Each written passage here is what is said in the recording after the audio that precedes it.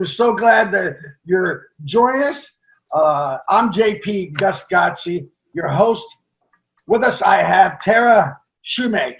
She wants to be a city councilman from the great city of Portsmouth, one of my favorites. And welcome, Ms. Shewmake. Good to have you here. Thank you. And it's Tamara, and I am trying to vie for a council seat on the City of Portsmouth Council. Tell us all about it. Why do you want to run? Why do voters choose you over many of the other qualified candidates? Well, I am a native of the City of Portsmouth, of course, born and raised here. I am raising my family here. I have 3 beautiful children and a husband, and my children attend Portsmouth Public Schools, in which I am one of the elected board members. Portsmouth is my home. I've seen it transform from different stages since I was a child, and it's a jewel that a lot of people tend to overlook in Hampton Roads. And so I see its potential. I understand the opportunities that we can provide, not only to potential homeowners, but to the business community as well. As of recently, you could say that we're now a clean slate, and so we can start from scratch in a lot of matters. And so I think this is a wonderful opportunity for people to now get to understand and get to see the real Portsmouth and its beauty. And so one of the reasons why I want to run for council is because I understand all of these things about Portsmouth, and Portsmouth can actually be the city of inclusivity. And it's a lot great of times, city. I yeah, tell you, it is. It's the best place to see a concert in Hampton Roads, and you can walk 2 blocks away and have chicken wings with Roger Brown, an NFL legend. Absolutely. So let's talk about the virus. That's the big thing, obviously, on everybody's mind. It certainly hit the economies around the world. Hampton Roads, no exception. What do you think Portsmouth's response to it was, and how would you maybe have acted differently? Well, I'll say this. I think we have done a wonderful job in Portsmouth acting to the pandemic that we are currently still in. We have a wonderful director of health of the health department, Dr. Lauren James. She has done a remarkable job with keeping everyone informed and providing us with information that we needed regarding PPE, statistics, and anything else that could possibly assist us in getting through this situation. I think a lot of business owners have done a remarkable job in keeping their staff safe.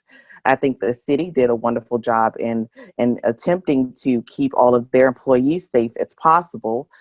They have provided a different streamline for some of the citizens because they have shut down City Hall to outside entities. So I think everyone as a whole, to include the courthouses, is trying their best to do what they can to sustain the virus itself. Portsmouth is not one of those cities who has been within the top percentage of contracting the virus. As of right now, we are a little bit, I know last week we were probably like 4.9, and we probably are up a little bit, maybe 5.1%, and below 5% is moderate for the state, and I think we're doing a great job. That's 5% of people in the city that contracted. Yes, contracted. Help me with the big words, you know. Contracted. 4 years of a private college, and it's okay. How about the business? How about the business assistance? That money that came out, which basically were called loans, but they were really forgivable grants, if you will. And people use them for payroll, etc. There's some of that money, I understand, still available. Do you know anything about that, and how much is still in the kitty? How do people get it? So if you contact Economic Development, they have funds that they're providing to an array of business owners throughout the city of Portsmouth through the CARES Act. And so there's a process that you have to go through. There's an application as well. If you contact the department, they will provide you with the application. There are still funds available to be dispersed to various business owners throughout the city of Portsmouth. And so if you have a business, if you were directly impacted and affected by the pandemic, I would urge you to contact the Director of Economic Development with the City of Portsmouth or the department in itself. Either send them an email, give them a call, and ask them how can you be provided with some of those extra funds that the city has in reference to the CARES Act. Also, They're top to 10,000, right? Yes, they are. That's what I thought. To budgets, obviously a lot of fewer dollars coming into the kitty. Yeah. Because of the virus. You guys have to balance your budget just like I believe we do in Virginia Beach and the other cities. Yeah. With fewer dollars, we either got to cut some spending or we got to raise some taxes. What's Portsmouth going to do under your leadership? We are not raising taxes. We can't afford to raise taxes. But I will say the interesting piece about how the pandemic has affected other localities. A lot of times, and you mentioned Virginia Beach, they're looking for tourism, and a lot of their funds come from different projects that comes within the city during specific times of the year. We don't really account for that because we don't have a big tourism budget. And so a lot of our funds are pretty standard. A lot of our revenue is pretty standard. And so we're not as affected as a big city such as like Virginia Beach, because you guys plan for different things to happen. And due to the pandemic, some of those things had to be canceled or postponed, and that affects your dollars. And so with Portsmouth, we don't necessarily, and that's good and bad, but we don't necessarily plan for such things, so that we're not really looking for that particular revenue, unfortunately. So we should pan out pretty equally.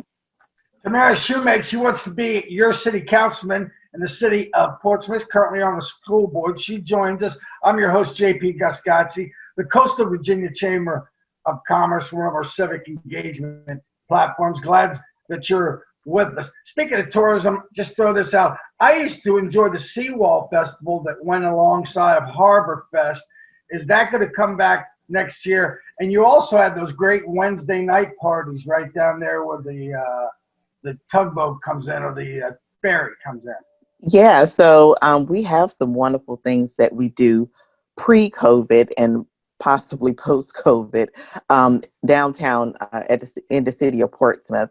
And so we have the jazz nights where people can come down and enjoy some wonderful music along the coastline.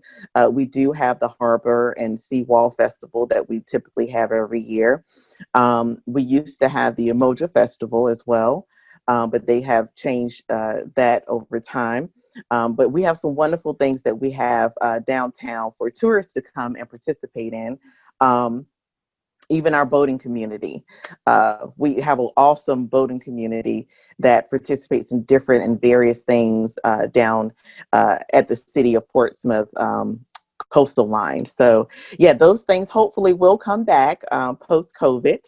As of right now, I don't think that they're planning anything in particular. I know right now down at the pavilion, they're having movies for the families to, in the month of October, for the families to participate in. So if you go on portsmouth.gov, portsmouthva.gov, and take a look at some of the things, some of the movies that they have to offer, you know, take your family down there, enjoy the weather while it's still pretty decent before it gets extremely cold. Okay. Absolutely.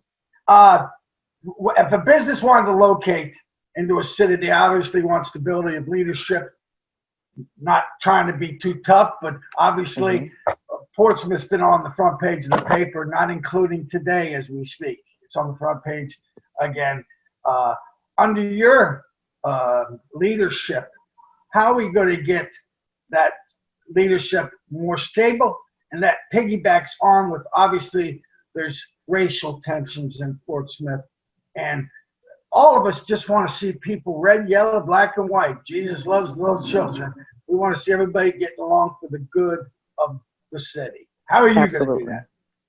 Well, you know, one of the things that we have to just be honest about, every city has their racial issues, whether it's behind closed doors or it's posted in national news. I think we have to come to the understanding that we need open-minded politicians. there are a lot of discussions that we have to have, and they're going to be uncomfortable. And we have to learn how to agree to disagree. And we have to learn how to hear everybody's side. And from there, we can start to acknowledge some of the issues and make the necessary changes that we need to make.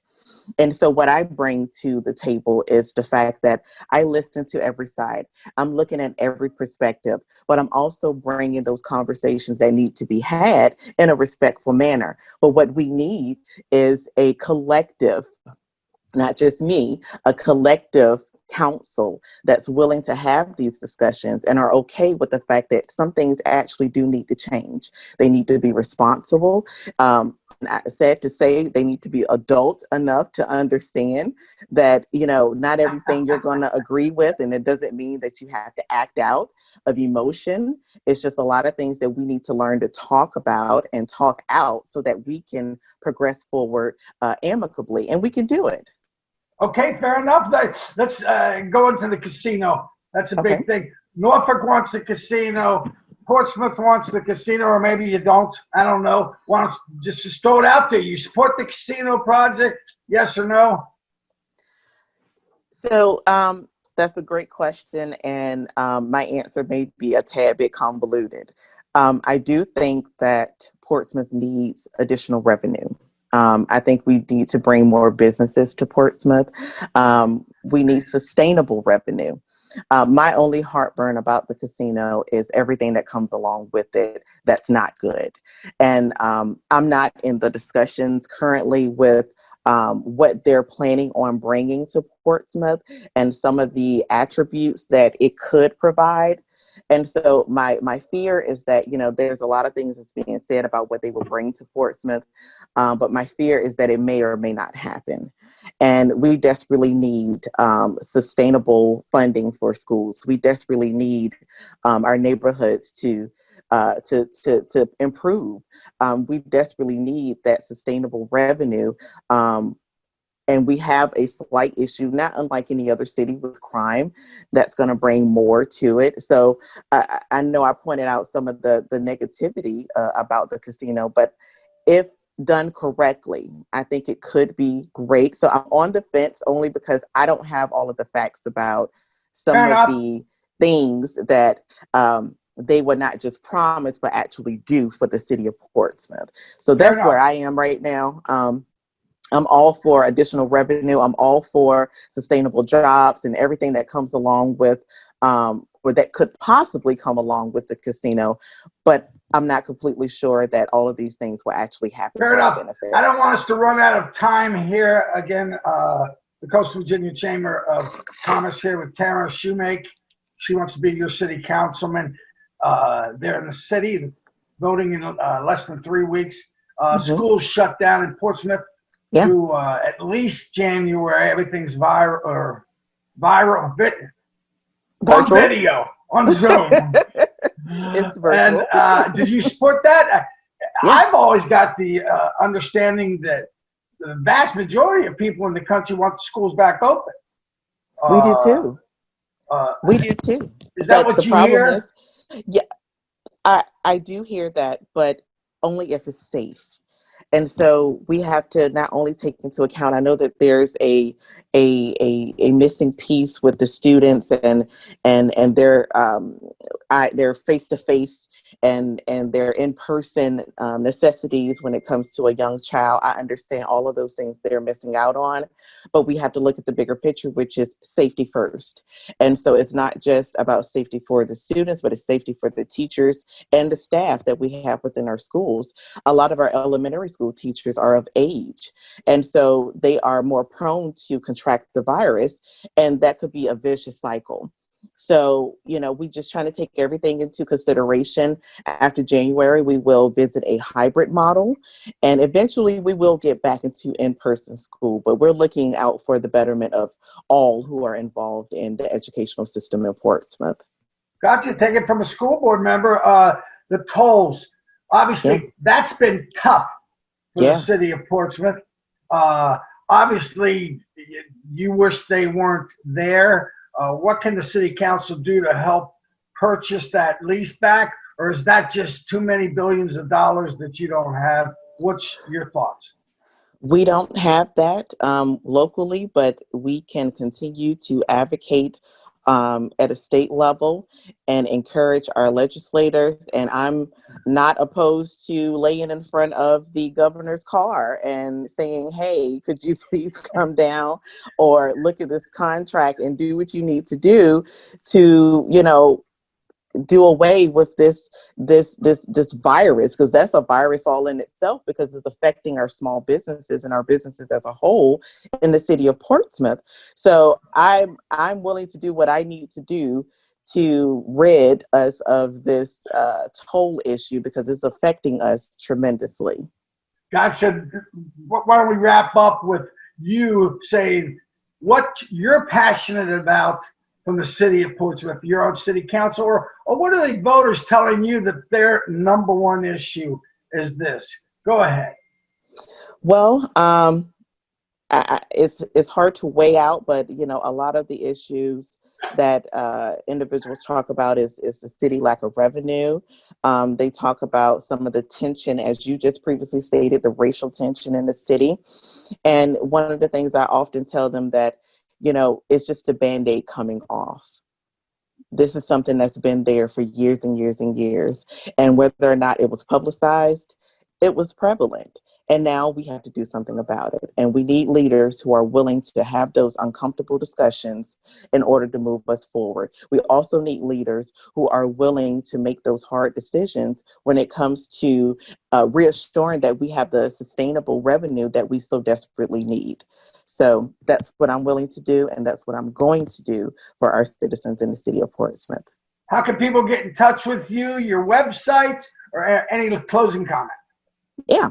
So if you have any questions, any concerns, or if you just want to learn a little bit more about me, my website is www.tamaralshewmake.com. And you can also reach me via email. It's Shewmake for Portsmouth, and that's spelled SHEWMAKE, the number 4, Portsmouth @gmail.com. I'm on social media, Tamara L. Shewmake for City Council, Facebook, and also Instagram. That's a good way to wrap it up. I'd like to meet you in person sometime. We'll go to Roger Brown's for chicken and waffles, or go to the Commodore. All those great places over there. They're certainly a lot of fun. You've been delightful. Tamara Shewmake, she wants to be your city council person there in the city of Portsmouth. I'm your host, JP Gusgazzi. Thanks to our chairman, Gary Byler, Max, my tech guy, and our head guy, Ron Villanueva. As always, thanks for being with us. We'll see you next time on one of our civic engagement platforms at the Coastal Virginia Chamber of Commerce.